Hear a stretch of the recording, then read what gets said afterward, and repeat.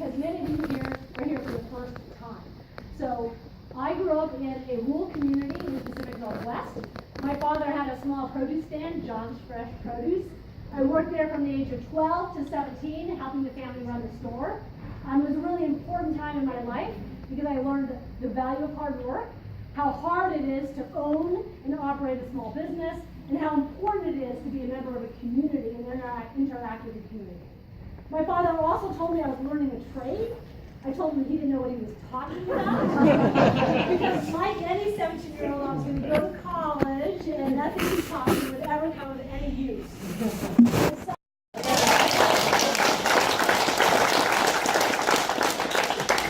is my 29th at Town Hall. We've had 28 of them in front of about 2,200 people.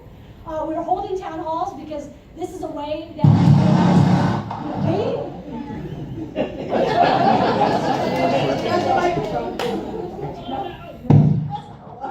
wow.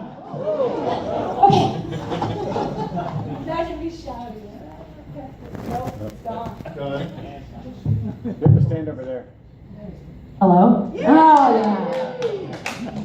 yeah. The reason why we're holding town halls is because I'm not going to mess with the mic.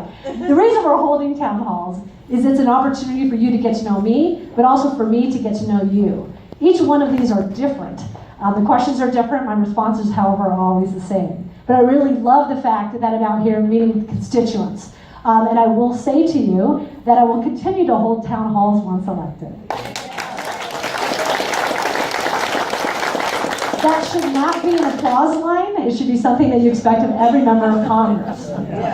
So that's my promise to you. They're also a little fun, too, especially if it's a packed house like this. So as you know, the ballots dropped on Friday. I wish we had had this good news to share before people started voting, but I have heard from many of you that you've already voted for me. So that's good, thank you. I hope I don't lose your vote.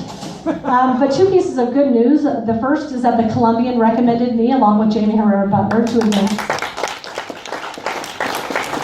And that's fantastic news for at least 50% of that. The second great piece of news is we learned this morning that Emily's List has endorsed me for Congress. And if you don't know it, Emily's List stands for Early Money is Like Yeast. Unfortunately, I've been in this for 7 months and I wanted their endorsement earlier, but I'll take it anytime I can. And the reason why it's important is that that endorsement will raise our visibility nationally. So it also shows that this is a very competitive district and that I'm a competitive candidate, because Emily's List doesn't really jump in until they know that you've got a shot. And so this is, in many ways, an indication that we are doing really well in this campaign. One other piece of news is that we have done 2 polls, and my last poll shows that I'm dead even with Jamie Herrera Butler. And this is a candidate who has won by 20 to 23 points in the last 3 cycles. So we are very proud of how we're doing. We're also proud that we've run an incredibly civil, respectful campaign. You will not see anybody from my team and any of my volunteers speaking ill of other candidates, because it's incredibly important that whoever emerges from the primary emerges so that they can beat Jamie Herrera Butler. But I think that's important, given the fact that I talk a lot about civil discourse, to reflect that in my own comments. There's a difference between saying somebody's wrong on an issue than attacking them as an individual or using Facebook or other mechanisms to spread things that aren't true. So I'm proud of that, and I thank my volunteers, some of you are here, for their support. So with that, I'm just going to leave it open to you. Do we only have one mic? Where'd my team go? Did you get the other one, Mike? You only have one mic. Okay, so I'll try to run up to you and give you the mic so you can ask the question, and if not, like you're in the middle and it's too hard, I'll repeat the question as I hear it. Who's first?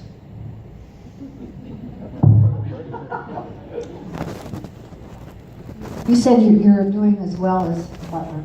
Is that true in all the 6, 7 counties besides? Yeah. That's a good question. I don't think we broke it by county. The polling broke it out by sort of urban and rural areas. We're doing better in the urban areas than the rural areas. We are still going to all of those counties. I've held at least 3 town halls in each one of the counties in the 3rd Congressional District. So there is a little bit of a difference. And if you look at how the counties and the district vote, there is a difference between which ones are heavily Republican or lightly Republican, or Democratic, like Clark. Who's next? If I miss you, I apologize. We have 90 minutes. This is more of a comment than a question, but I read the Columbian this morning, and it illustrated to me one of the reasons why I'd like to see Jamie beaten. In the column that's called All Politics Are Local, it's a statement by her that says that she now understands that the Russians interfered in their election, and she agrees with the intelligence agencies that they did meddle in our election. Turn the page, and then you get to the Washington roll call, and there was a vote to fund money for the state so that they could harden their electoral processes so they wouldn't be vulnerable to cyber attack. She voted against it. So this is kind of what she does. She says she's for this, she's for that, she's very moderate, but she does nothing about these issues. And I think that's one thing that she's vulnerable on, is that she doesn't really, doesn't address the issues that she raises. So I want to comment on that, actually. The point I would make about that particular issue, the meddling in elections, is that came days after Donald Trump questioned the intelligence. So she waited. And the same thing happened with the separation of children from their parents, where she waited a long time. Now, I understand that oftentimes we want to think about issues and make sure that we have researched them, but I think it's pretty easy to say we don't want the Russians meddling with our elections. I think we ought to call it for what it is, which is a deliberate attack on our democracy. And we should do everything possible to defend our democracy, especially our electoral system. And the fact that this administration knows that there will continue to be attacks and doesn't quadruple funding for safe elections is not the right call. On this side now. You don't have to give me much. I'll just stand. I do want to say that you are having town halls. For 6 years, we have had no town halls, so I applaud you. Thank you. Thank you very much. I won't give my Oh, yeah, tell me again. When you win the primary, Yeah, when you win. when you win the primary, will you debate Herrera Butler? Oh, I hope so. I hope so. I think debates are incredibly important in order to show a contrast between candidates. I've really enjoyed the candidate forums that I've had leading up to this point with the other Democrats. I really wish that they were debates rather than forums, though, because I think debates are when you can press someone on an issue, so that if somebody says something, you can, have a follow-up. And so I very much look forward to that. I hope she'll agree to it, and it'll be fun. She won't. No, I'm loud. So this is a little less softball than what you've had so far, but it's not too bad. So I've read your literature and seen your website. Your positions all seem very reasonable, but what I'm still looking for is, as I mentioned when we said hello, is what's the vision on some of these issues, like healthcare. I know you want to fix ACA, but what's the long-term vision there and some of these other issues? What's the big picture? Sure. Yeah, I told you I'd formulate my vision. My first vision, though, I think really is saving our democracy, so I want to get that out there. I do believe we're at a critical point in our democracy where we've seen what happens with one-party control of all the levers of power, and that's a problem. In terms of healthcare, what you see is a vision that we have comprehensive care for everyone. But then what I state is the fact that how we get there is going to be different than maybe other candidates in this race.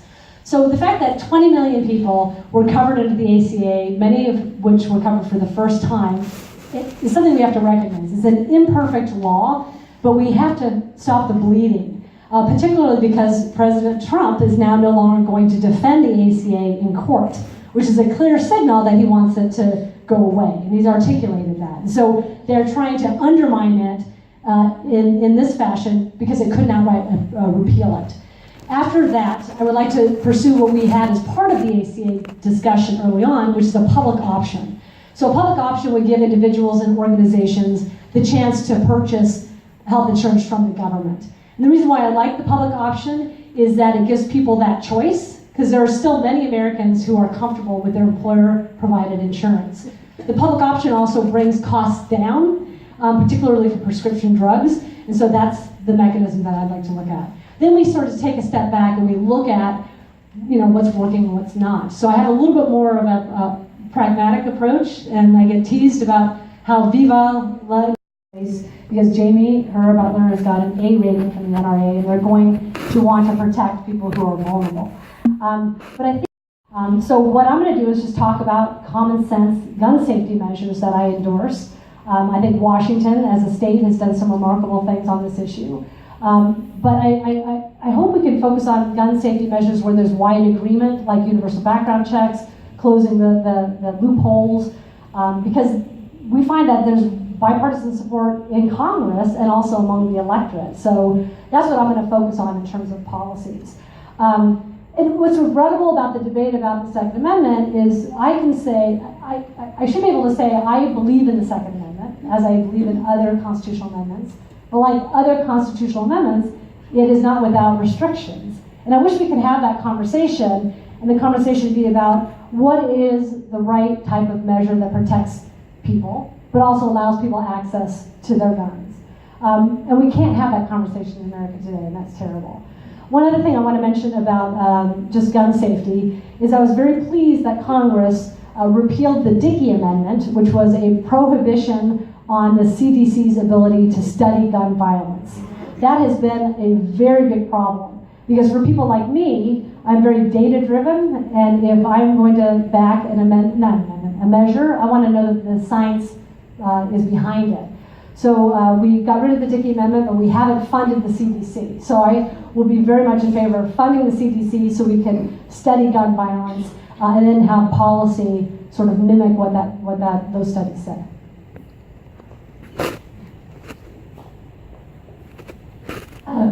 Yeah. I know it's loud. Yeah, really. I've looked all over your website, and I don't know, I may have missed it, but there's only one issue. I was thrilled to death with everything I saw.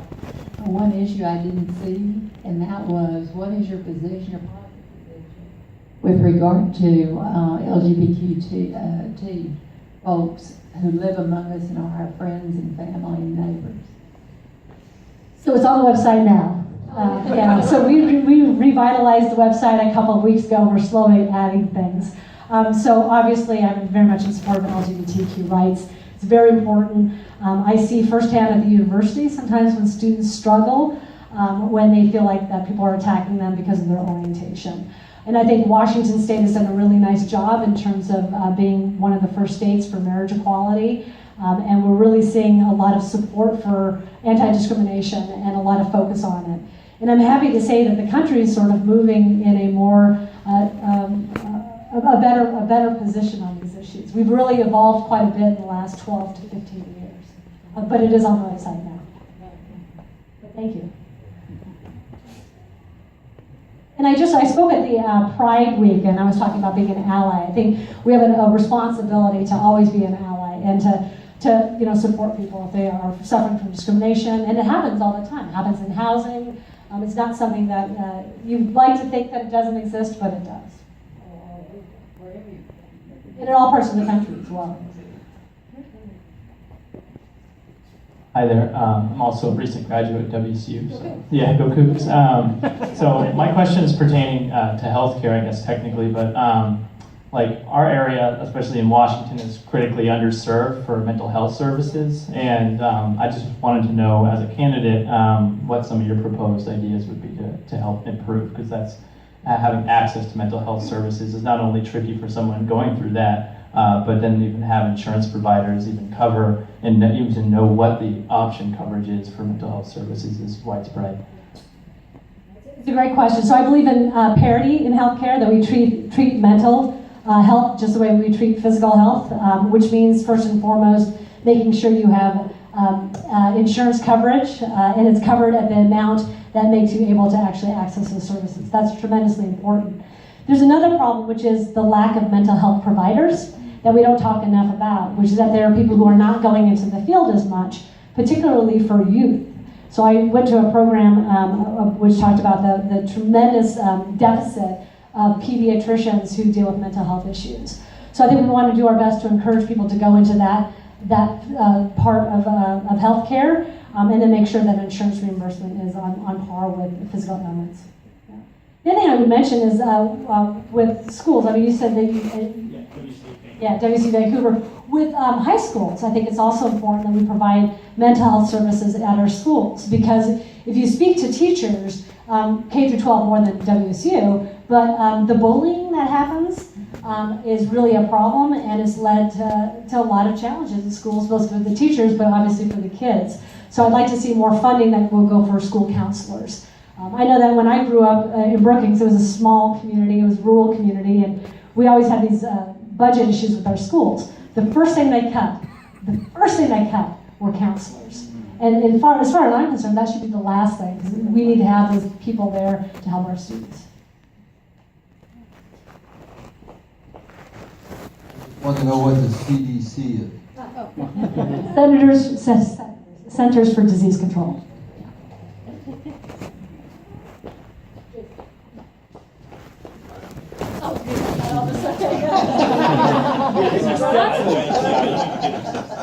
Did you just say I need to get my steps done? Oh my gosh. You gotta be ready for Congress. I gained 5 pounds, thanks for pointing it out. I may take your question away. Oh. No, just kidding, go ahead. I was just curious, homelessness is a real issue here, and I was just curious what your thoughts are on solutions for that problem. It was a question about homelessness. I think the first thing is to recognize that homelessness has a lot of different definitions.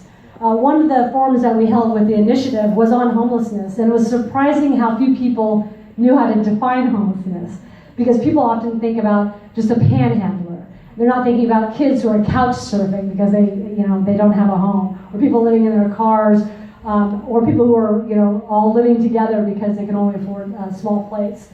And then once you define it, you know that the solutions are different, right?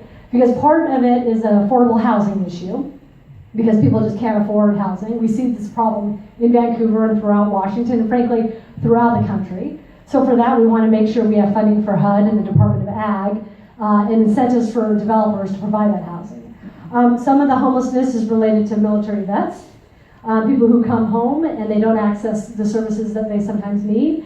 Oftentimes, veterans would say that somebody else is more deserving than them, and so we have to make sure that they can access services.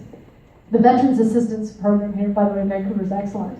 Some of it is related to drug and alcohol abuse, so we want to make sure we have treatment services for those individuals. And for the federal government, that would be providing funding to make sure that occurs. So you sort of have to keep on slicing the pie or cake or whatever you want to call it, because there are different policy responses given what the policy issue is. But it's a problem, and I think it's for the vast majority, I think it's more related to affordable housing. But that and access to mental health services, if we were able to fund those effectively and help housing be more affordable, I think we take the bite out of a lot of that. But it is chronic and it's throughout the state.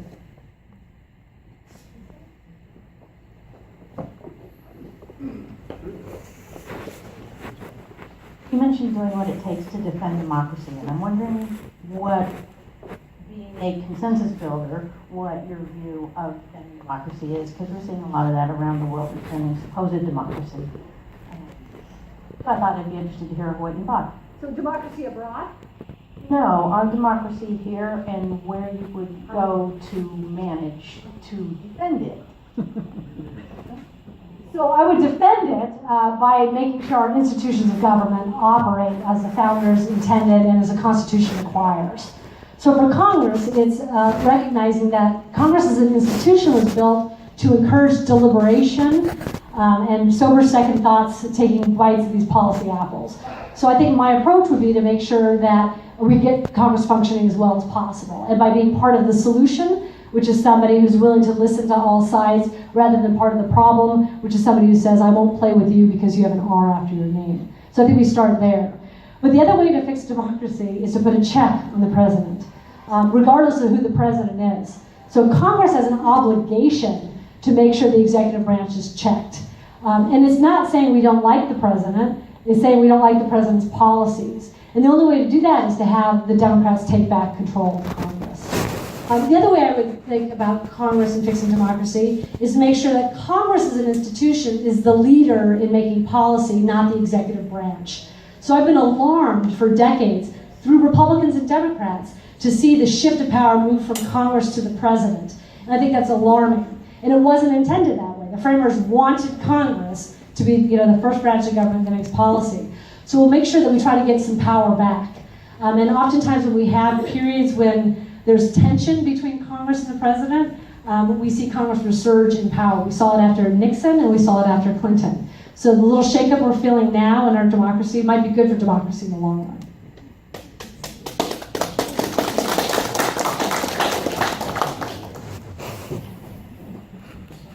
I probably don't need this. I haven't looked at your website, so you may have updated it and talk about the environment. So I wanted to ask you, following up on that, this current administration has redefined how the Migratory Bird Treaty Act is to be implemented, and now is taking on the ESA to rescind a lot of the protections in the Endangered Species Act.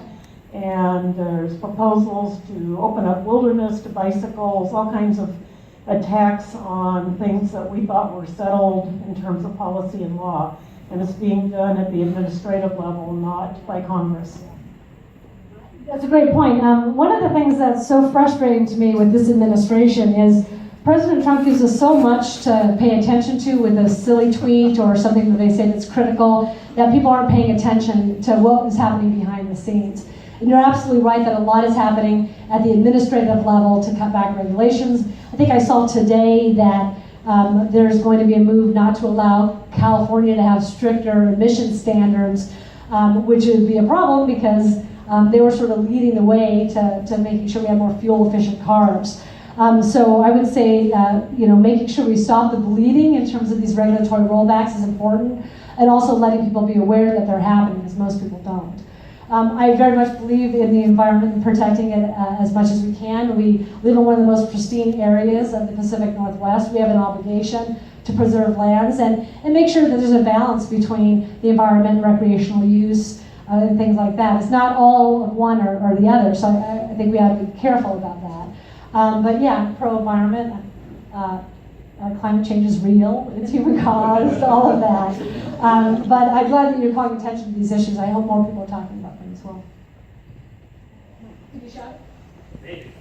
So there's been some conflicting information lately concerning your position on coal. There's one piece of information that said you support it, previously you said that you oppose it. I'd like you to set the record straight here and now. Do you oppose or support coal? So what part of coal? Like exports? Exports, sure. Yeah, so this sort of came out today where I found something was online which said that I was in favor of oil and coal exports. And it was because I had answered a questionnaire. It was a double negative, so I had it incorrect. Of course, I don't want to have those exports. So that's an easy question. I am sad that stuff is being leaked online and talked about that is not reflective of my policy, so I'm glad you asked the question so I have this opportunity to clear it up. Back to you, actually, I want to make sure that counts. I think I need my teacher voice. Oh, good. I'm a proud retired teacher, first grade. I want to know what your position is on the national education funding in the national arena. I think there should be more of it. So am I in favor of federal funding that goes to K-12? Yeah. Absolutely, that's an easy one. Go ahead. What about testing?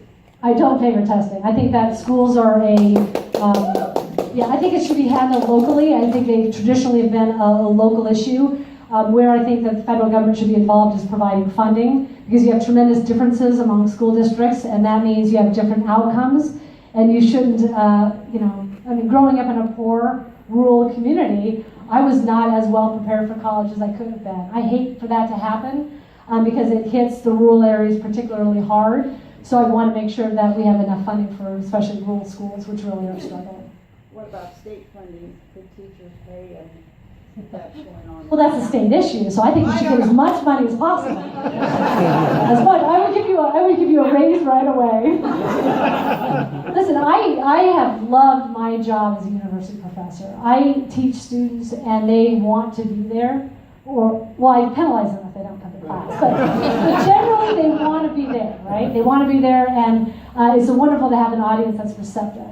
K-12, I would never have touched it because I know what it was like as a student and how hard it was for me and how much teachers had to deal with, not just the teaching, but all the other issues that happened. And it's only gotten more difficult and more dangerous as well.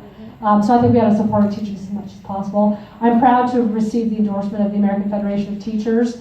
The National Association is waiting until after the primary.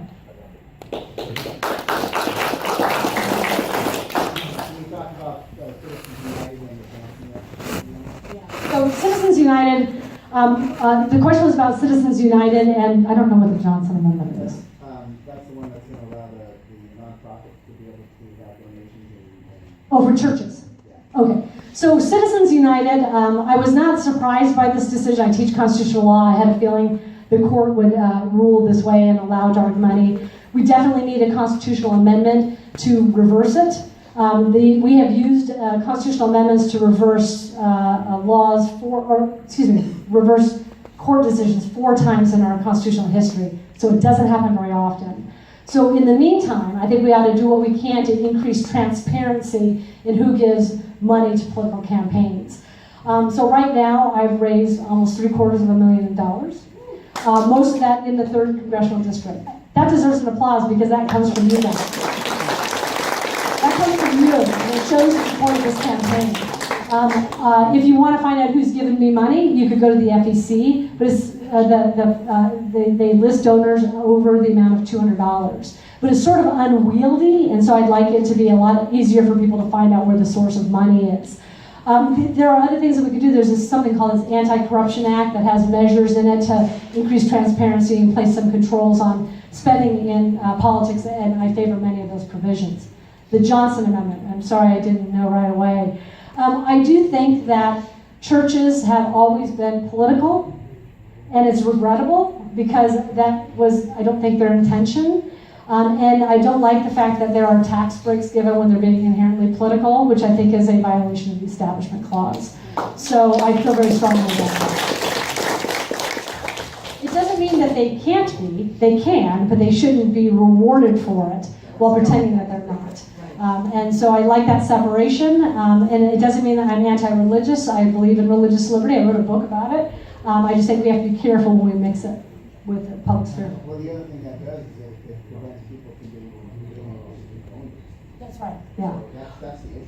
That and all, and the whole role of dark money in politics is really sad. So part of what we talk about by increasing transparency is to make it very clear who is paying for these negative ads and commercials, because oftentimes they have like People for Prosperity. Is that the stuff? Yes. Yeah, and it doesn't sound like the organization that it is, and I think that's a problem. But the other thing, I can't believe I didn't start with this, I also don't take any corporate money. I want to make that clear, because there are people out there saying I'm taking corporate money, and I'm not. I only take money from individual donations, and then I've taken money from labor PACs. As a journeyman, I'm proud to have labor support. But part of that is just making sure people are aware of who gives and then holding them to account. Because if you're beholden to a particular corporation, say the pharmaceutical drug industry, and you start to vote in ways that don't lower the cost of prescription drugs, there might be a correlation there. And we want to be able to have people call attention to that. We don't like the president's policies, it's not the president. Yeah. We don't like the president.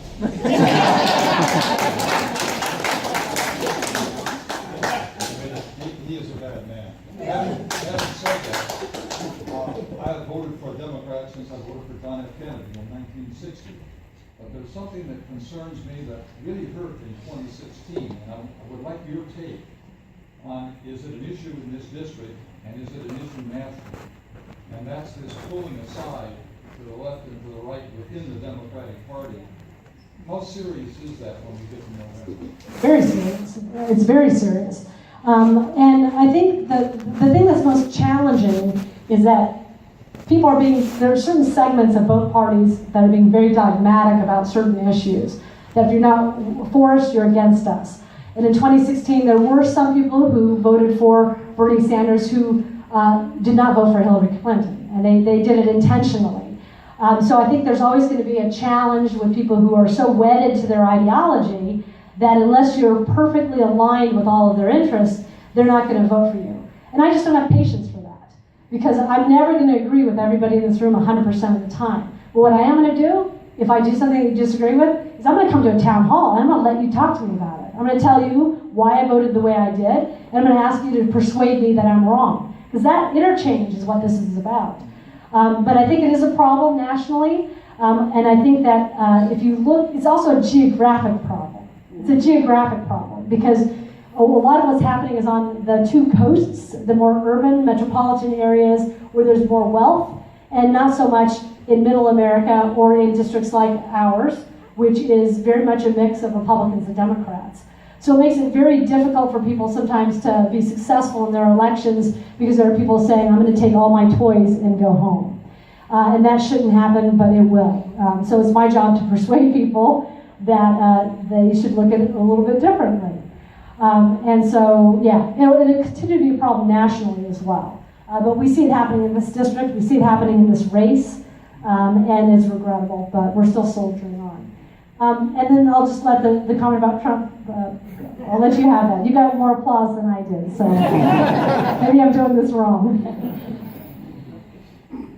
Yeah, you can get that. So kind of it's almost really a follow-up to how do you get the Bernie voters out to vote? The problem in 2016 was turnout, right? They didn't come out and vote. How do you get them excited to come out and vote for you in November? Well, first of all, they should come meet me because there are a lot of issues in which we're directly aligned. I mean, that's what I sort of don't understand, which is they may not like I don't say Medicare for all, and they don't like this more pragmatic, logical approach. It doesn't mean we're not going to get in the same spot. We're all trying to get to the same place. We just have different ways that we're going to get there. And I would say there are a lot of Bernie supporters who do support me.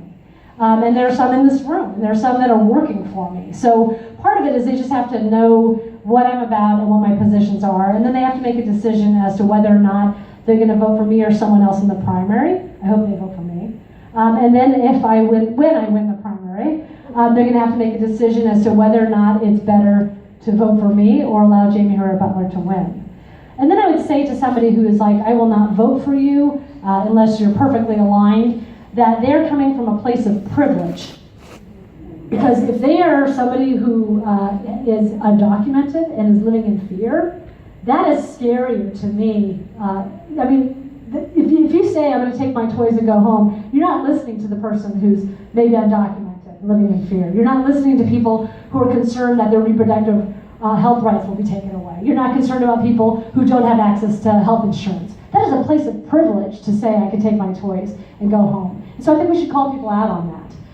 And yeah, that's my answer. I do hope that youngsters get involved, though. And I think there's a myth that youth aren't involved in politics. They are. We've got them right here. Well done. Yeah. Hey.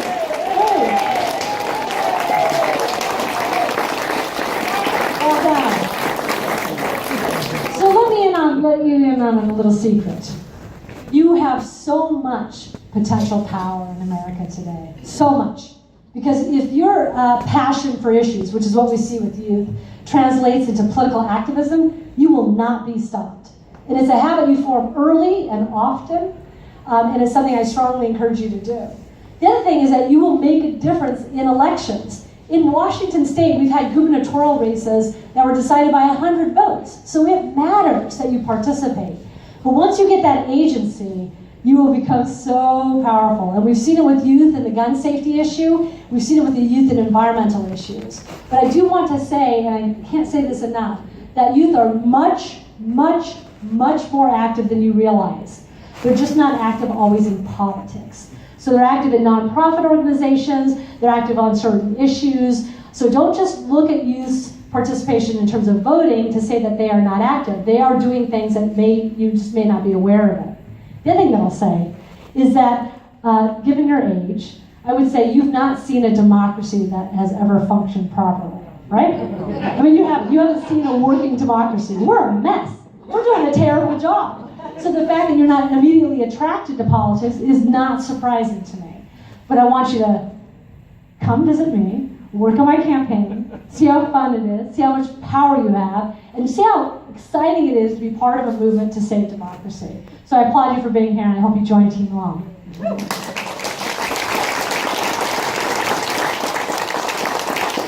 She's young too, so I just want to make sure that she got her props too. Yeah. If you are elected, you'll be a freshman. Your power will be rather limited. My concern is, as a lifelong Democrat, I'm not real pleased with the Democratic Party, particularly the congressional leadership. I would like to see some change. And I would like the party to make room for people who don't agree with the majority within the party. And that you're saying you will listen, and I hope that is accurate. So what is your feelings about the leadership that we currently have? It's a great question. I think it's time for a change. I really do.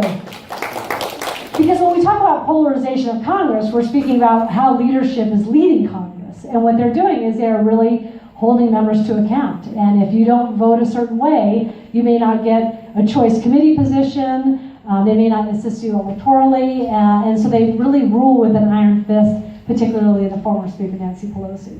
So I think we have to open up leadership for a change to reflect the changing Democratic Party. And so I'm very much in favor of that, and I've said so publicly.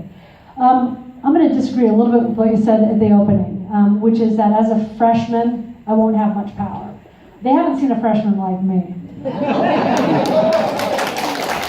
I'm going to hit the ground running. I know the institution of Congress, I know how it operates, and I really think that the dozens of new people that we're going to see elected, again, mostly women, I'm not beating up on the fellas, it's just our time, isn't it? It's our time.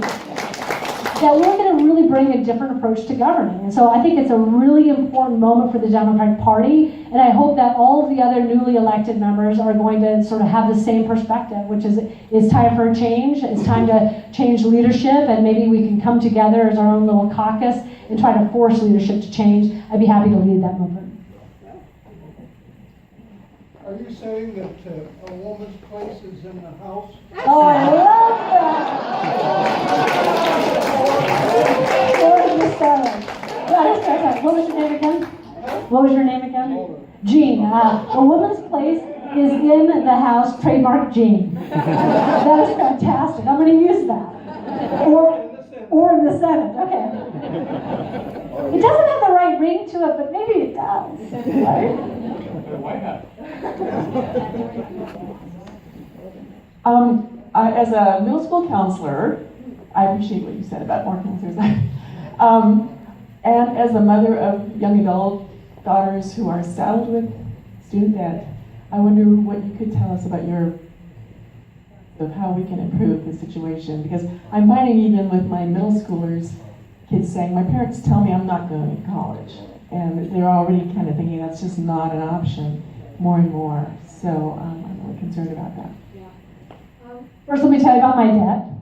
So I was able to graduate from my undergrad relatively debt-free. I had to take out loans to go to graduate school, including I think $28,000 my first year. I'm still paying that off today. So that takes a huge chunk of my paycheck and doesn't put it into other parts of the economy where it would have more of an impact. So it has a general economic effect, and it hurts an individual's purchasing power. What can we do about it? So at the federal level, we need to enhance funding for Pell Grants. I was lucky enough to get Pell Grants for that offset part of my tuition because we were a family of modest means. But we can also offer zero interest loans. So there are ways in which the federal government can make sure that the funding is available for people who want to pursue college or university. I would hope that the states could also kick up their funding in terms of higher education and community college, because that is mainly what funds college. But what you see happening in Washington, as well as many states, is that the amount of state money has been declining and tuition has been rising, because the universities have to make up for the declining of state funding with tuition. So I would hope our state legislators could continue their efforts to fully fund, not fully fund, but to provide funding for higher education. I do also want to say that college and university isn't for everybody. In my own family, several of us didn't go to college or university. So part of it is also making sure that we have skilled apprenticeships, so we have internships, we have other pathways to career success, because 2/3 of people don't go. And so I want to make sure that those who choose not to go, because they're choosing not to go, have other pathways that have the same type of funding available from the federal and state government. We can't be out of questions. Yeah, okay. So go ahead. I want to ask you about your checking the president. I think he needs to be checked, but how would your Congress do it differently than the last 6 years of the Obama administration, where Congress just said, no, no, no, no, no? So I think there are different ways that you can check the president. One is that Congress can reclaim power over policy issues where it traditionally should be in control. So for instance, what Trump is doing now with the tariffs, this trade war, that is something he should not be able to do. So Congress should take the lead in making sure that they have the power over trade that the Constitution requires, and that Trump doesn't do this willy-nilly. But I think you have a deeper question, which is, how do you check the president without being an obstructionist? Is that right? Okay. So that's a little bit of a different answer, right? Which is that you don't always want to be coming from a place of no. And historically, the Republicans were coming from a place of no. You want to be a place of yes. So part of that means reaching out to Republicans who will be, I mean, there are not many moderate Republicans, but there are some moderate Republicans, and trying to work with them in order to get some level of bipartisan support. But the thing that we have to do is look at laws differently, how we pass laws. Because what happens in Congress is we pass these omnibus bills, and so it addresses multiple issues. If we look at single issue legislation, like the DREAM Act, for instance, there's bipartisan support for it.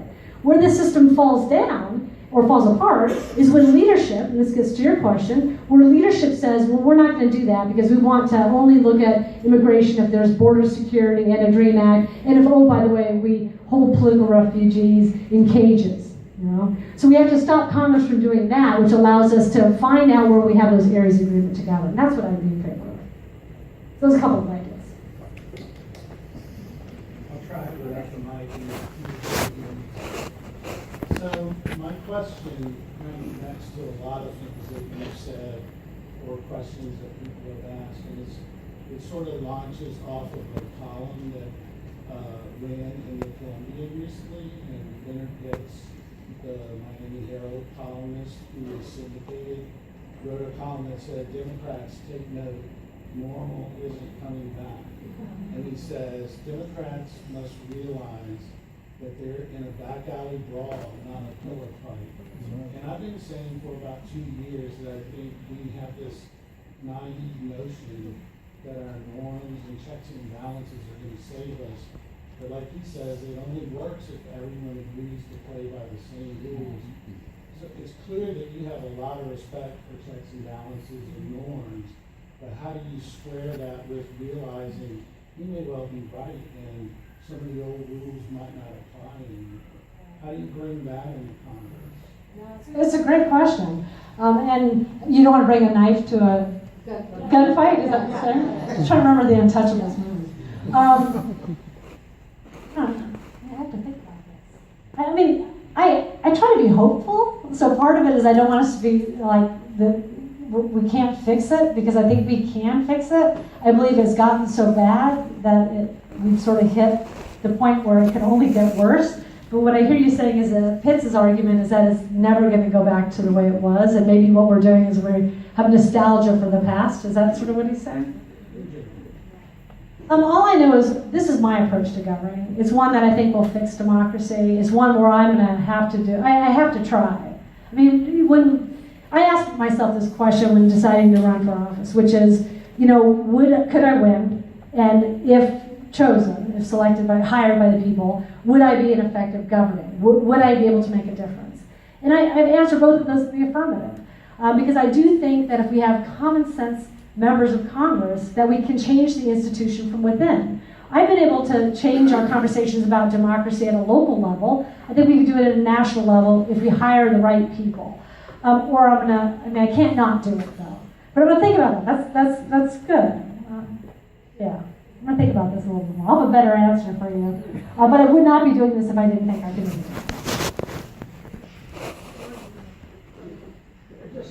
Just a quick response to that. I think if we win in November and we take back the House, you'll find a lot more moderate Republicans. They'll have a reason now, because they're interested in keeping their seats. They're going to have a reason to be more bipartisan. And the comment I made earlier about Jamie's saying one thing and doing the other, I think is an effective approach for running against her. Because if you get too partisan running against her, what happens is the Republicans retreat into their tribe. Where if you talk about the issues and how she's failed, talk about the fact that she hasn't delivered for the district, I think that's an effective way to go. I agree 100%. And I do think it's not just about town halls, but we have to ask our representative, what have you done for me over the last 8 years? And if the answer is not very much, I think we should reconsider who we elected for Congress, while allowing some people a little bit of time to get their feet on the ground. So I think so. And I love your answer. I'm going to steal it. I don't need a mic, trust me. So I'm going to kind of go off of what I heard from the gentleman there. Every time we have a Republican Congress, things are rammed down our throats. Whether we want them or not, it's rammed. But every time the Dems take over, all we get is, oh, the Republicans are going to be upset if we don't do it their way and come to a middle ground. No offense, I don't give two shits what the Republicans want. It's time for us to turn around and say, you're going to get rammed for a few years.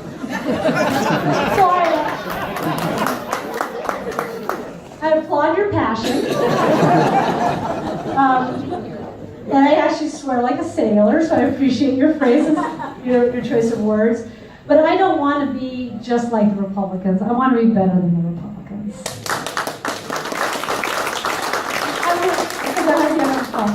We are better than the Republicans. The problem is we don't stand up and say, this is the way it goes, because we are here for all of us, not for some of us. Yeah, I think you're right that Democrats are more collaborative, but I wouldn't equate, wanting to collaborate with not having success. I mean, our most successful pieces of legislation historically were the result of bipartisanship. If you look at the tax reform bill that the Republicans passed, it's a terrible bill. It's a terrible bill. It was only passed by Republicans. If you look at the Tax Reform Act of 1986, when you had Tip O'Neill and Ronald Reagan coming together, you had a much better bill. So I do think we have to always strive for bipartisanship and not become strong. And I know you're not suggesting that, but don't equate my more cooperative approach with like the lack of spunk or me not wanting to fight. I mean, if anybody sees me during this campaign, I'm going to govern like a campaign, which is aggressively and doing this on behalf of the interests of Southwest Washington. Oh, you sure? Okay.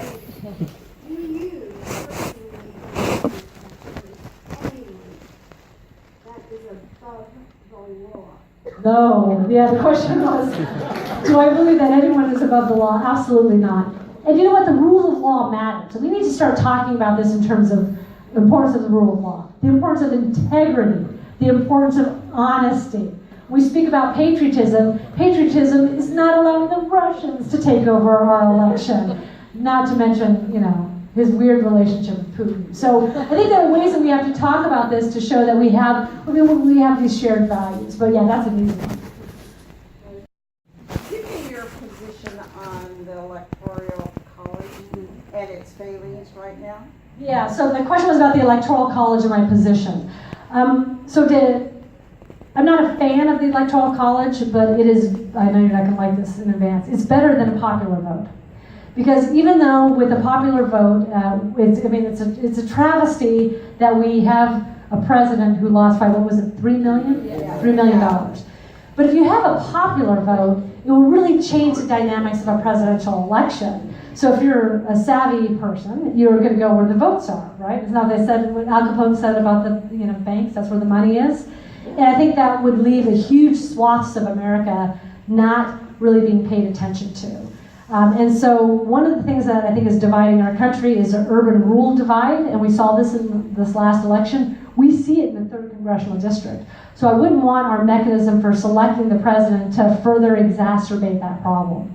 Now, maybe we can have somewhat of a hybrid. It would require a constitutional amendment where the popular vote, plays a bigger role, but that's a pretty heavy lift. But if you look at Wyoming and California, Wyoming has a larger representation than the people in California. Yeah. And there's more people in California. Yeah, the Constitution is fundamentally undemocratic when you have. That's why the framers' attempt was to have the House to sort of say, well, there's more representation in the House, but there are many provisions of the Constitution which reinforce these undemocratic norms. But we're a republic as well, so we always have to remember that. But yeah, the Electoral College, the fact that we've had, 3, I should know, I think 3 recent elections where the popular vote winner didn't win the Electoral College shows that there's fundamentally something broken with it. But even if we proportionally allocate the electoral votes, all that does is sort of mimic what a popular vote would be. So I think we have to be careful with it. But I'd love to revisit it. Thank you for your answer.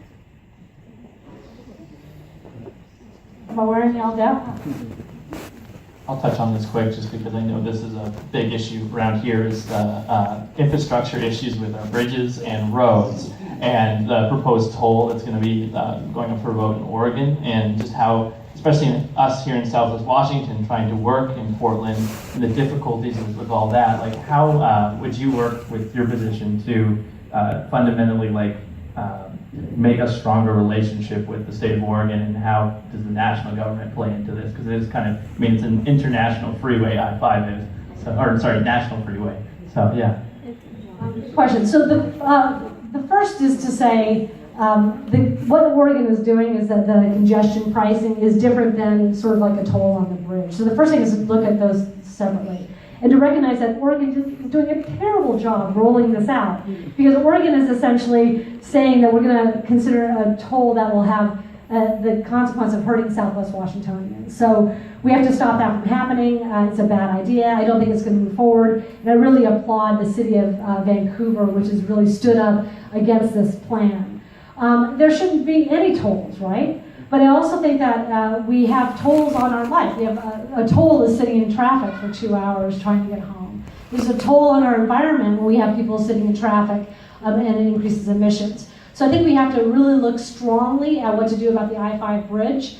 And what it's going to take is a combination of federal and state funding. So what you need in order to get that is leadership, somebody who can lead the Washington delegation and can work with the Oregon delegation to ensure federal funding.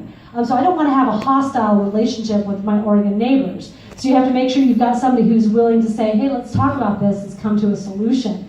And if you do that, and if you're able to have the state delegations do the same, then maybe we can get some money for this infrastructure project. But we should pursue it at all costs because it does take its toll on us if we're sitting in traffic. It affects economic development because businesses won't come if they see that as a real bottleneck there, as they do. So we have to recognize how our economy will improve, not just when we invest in infrastructure, but when we make it easier for businesses to travel across the river. Gentleman in the back. I want to piggyback back on the Congress and last I saw there was a 17% approval rating for Congress. It's already, and I saw in 60 minutes there is something like a new congressperson is expected to spend 6 to 8 hours a day fundraising. And this is from the big establishment, the Democrats and Republicans. Well, they expect new congresspeople to sit at this little sweatshop phone bank and try and get money. And 2 hours a day are allocated to actually legislate. The standard, I guess, that's the 60 Minutes calendars.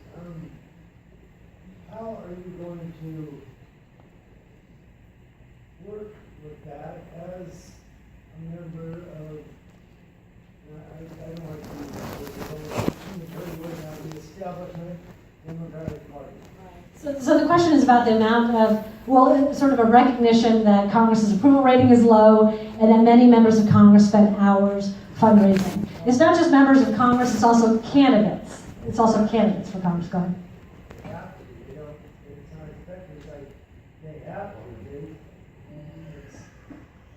Yeah, there are certain dues that you're supposed to pay to the party in exchange for assistance. Listen, it's a problem. It's a problem. When I wrote a book chapter on Brian Baird, I followed him around for 3 months, and 75% of his time was raising funds, not out there meeting voters. It takes an extraordinary amount of time to raise money. It shouldn't have to happen, but in order to be competitive, you have to raise the money. That's how you increase your name recognition. That's how you're able to get mail out. So it's sort of the underside of politics, and it's regrettable. I don't know about those statistics. 60 Minutes. That sounds about. It's a fairly reputable source. I think what they do is they probably play with the numbers a little bit because Congress is in session during certain times when the actual lawmaking takes place, and then it's out of session. And they probably looked at that out of session time and saw, you know, are you back in the district? Are you raising money? So it's terrible. I would say that they probably took the average of the whole year or something like that. No, it's a problem. I mean, it's a problem, and it's harmful to our democracy. It is harmful to your candidates because it's exhausting going out there raising money. But you know, it's hard to fix, right? Unless we want to publicly fund campaigns or something like that. Letters are getting more positive. In ending Citizens United, which is at least a generation off, what will you do to combat that problem? Because that is what I see as the biggest problem is money in politics.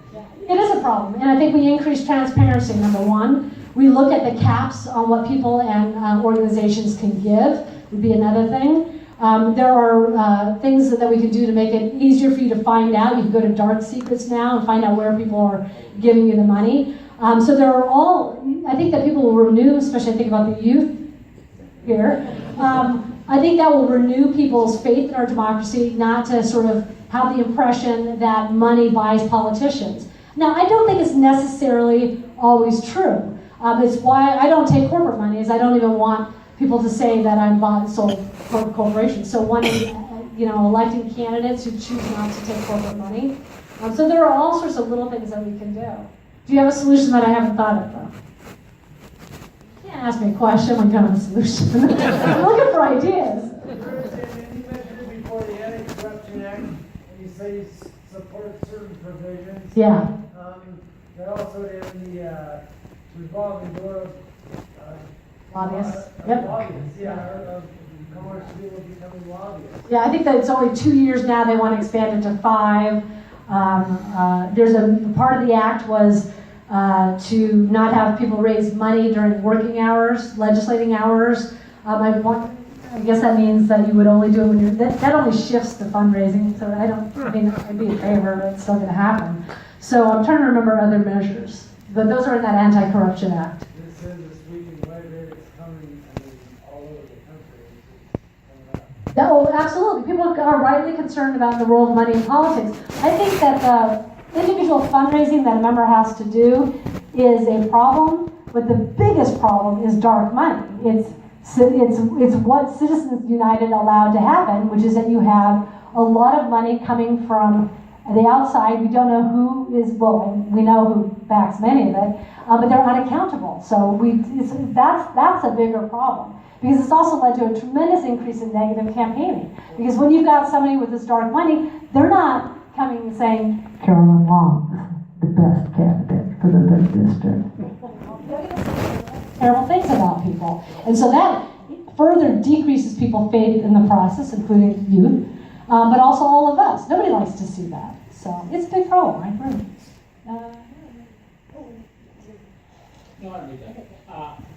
I was willing to bet. I heard someone talk, and I remember voting when we used to go to the polls and vote. I'm willing to bet that if everybody in the country could vote as easy as we do by mail, we would have a different group of people. No, I agree 100%. And you do see that states that have vote by mail or make it very easy to vote absentee have higher voter participation rates. And so that's good. Also, might protect us from the Russians, right? If you vote by mail. But I do think that we ought to make it as easy as possible for people to be registered and to participate in our democracy. The fact that we have barriers is a problem. You know, the other thing is that, and this is why, again, the youth are the future, we need to expand the electorate. So we've talked a little bit about polarization and incivility. One of the easiest solutions to addressing that is to get more people involved voting. Because you expand more people who are participating, some of the people who are out there who are more moderate are opting not to be in, so you bring more people in. But right now, the discussion of politics seems to be led by the extremes, and that's a problem as well.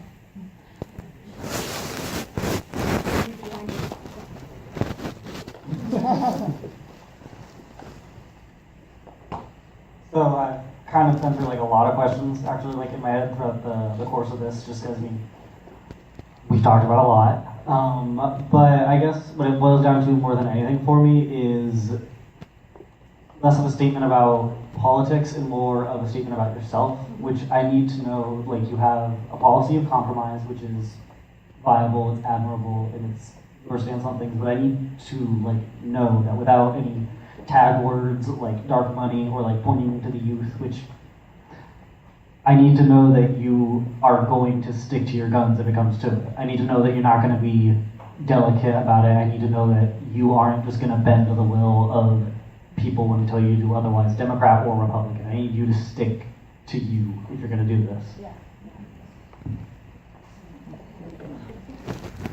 So one of the things that I've learned in this campaign, that I'm most effective when I am who I am, when I'm authentic and I say what's on my mind. And I don't see that I'm going to change my approach when I get to Congress. I'm not in this for me. I'm in this because I really think we have a problem and I want to do my best to fix it. I also have a good job at the university. And so it's not as if I don't have anything to come back to. So I don't think I'm going to be captured by Congress. You ask a really important question because a lot of people are, and they're captured by leadership. But I'm really stubborn. I'm really outspoken. I tell you what I think, ask any of my students, and I'm going to bring that approach. So I don't know how to say it more directly than that, but I hope that if I run astray, that you will come back and tell me that I told you that I would stick to my guns and I'm not doing it and you're disappointed in me. Because I want to have the opportunity to earn back your support. But I really don't think I would change. I'm very stubborn that way. So you've got my promise. You do. Yeah. So there's a lot of issues we haven't touched on yet, but one that's been sort of on my mind is, and I'm not a veteran, but we have a lot of veterans in this area, and we've done a horrible job as a country taking care of our veterans that have come back from serving abroad. So I would like to ask you what you would plan to do for veterans, and specifically, would you support giving veterans who've served in harm's way free health care for life? Why don't we do that? I don't know. I do know that the VA provides services. They were under attack because there were those delays, and that was because so many people were coming back from Iraq and Afghanistan and sort of overloaded the system. But we have to make sure that those healthcare services are provided. And it's tricky sometimes because with veterans, they have something that's called the Choice Act. What's it called? Yeah, the Choice Act, which says that if you're unable to get to your physician at the VA, that you can go to another physician. And it was put in place in order to ensure people who don't have easy access are able to get the care that they need. And that's a good idea. But we have to be careful that it's also not an unintentional way to undermine health services for the VA. Because there is a desire by the Koch brothers to privatize the VA. And what the Choice Act has done, while increasing access, is it's led to a was when, not if, the Huskies win the Apple Cup. Will I wear a University of Washington t-shirt? I'm a proud Cougar. How many Cougars are in the house? Okay, how many Huskies? Okay, how many Ducks?